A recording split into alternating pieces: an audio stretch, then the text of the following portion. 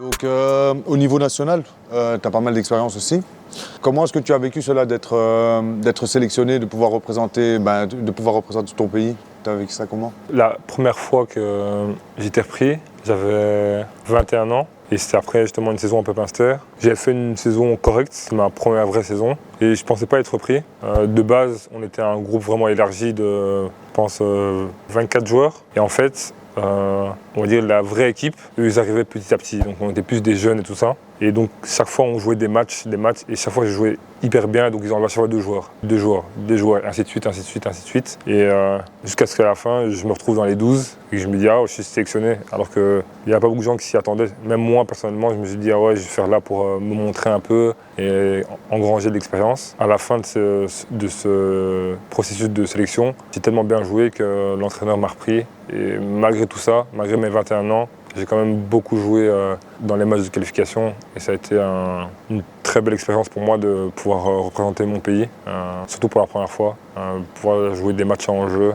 et surtout pour mon développement personnel. Et donc tu as fait les matchs de qualification. Souvent ils t'ont coupé avant de pouvoir te prendre vers les championnats. Est-ce que tu as vécu ça comme une genre d'injustice par rapport aux efforts quand même que tu apportais sur le terrain?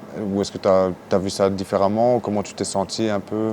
Les premières années, je me suis dit peut-être que je manque d'expérience, je vais prendre des joueurs plus âgés. Donc là je me suis dit la première fois que je suis encore jeune, ça va arriver. Mais les deux fois d'après, surtout la dernière fois, ça m'a fait mal quand même. Parce que c'était vraiment un gros objectif. Te dire que tu peux jouer contre les meilleurs joueurs du monde, des gars à ma position. Parce qu'on fait tout du sport pour pouvoir jouer contre les plus grands joueurs, les plus grandes équipes. Et là, ça aurait été la chance pour moi de pouvoir jouer contre des joueurs NBA à ma propre position, pour pouvoir me jauger et m'évaluer face à eux. Là, les voir seulement à la télé et me dire que j'aurais pu être en face, ça a été un très gros échec pour moi. Après ça, je pense que j'ai avancé. Les deux premières fois, ça a été très dur, mais la troisième fois, ça a été ce qui m'a fait le plus mal. Mais j'ai quand même avancé très vite.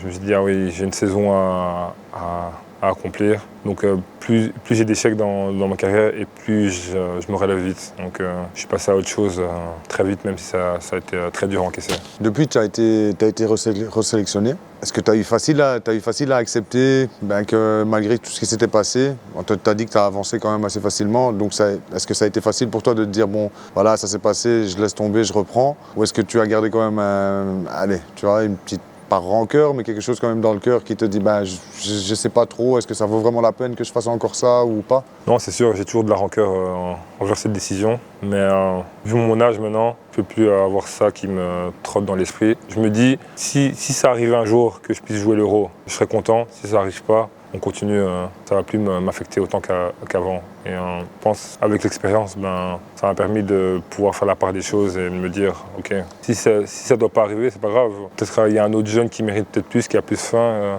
Et moi, je suis peut-être une génération qui est passée et on veut construire sur l'avenir. Et là, j'en voudrais à personne. Donc moi, je me dis seulement, je continue à avancer et si ça arrive, je serai hyper content. Si ça n'arrive plus, ça ne va plus m'affecter. Si tu aurais eu l'occasion de jouer plus loin ou quoi et que vous vous retrouvez dans le tournoi et tu es là, donc 5 de base, tout ça, quel est un joueur contre qui tu aurais vraiment rêvé avoir ton opposition? Qui j'aurais aimé? Je pense j'aurais aimé jouer contre Evan Fournier, français. C'était peut-être pas le plus gros joueur NBA, mais depuis que je suis jeune, on a le même âge. Donc je l'ai vu grandir, je l'ai vu avoir toute la hype médiatique en Europe de ce joueur. Donc un joueur qui a le même âge que moi, qui a le même poste et qui joue en NBA, j'aurais aimé voir ce que je vois face à un joueur comme lui. Donc je pense que c'est lui, Evan Fournier. Je pense que tu l'aurais tapé.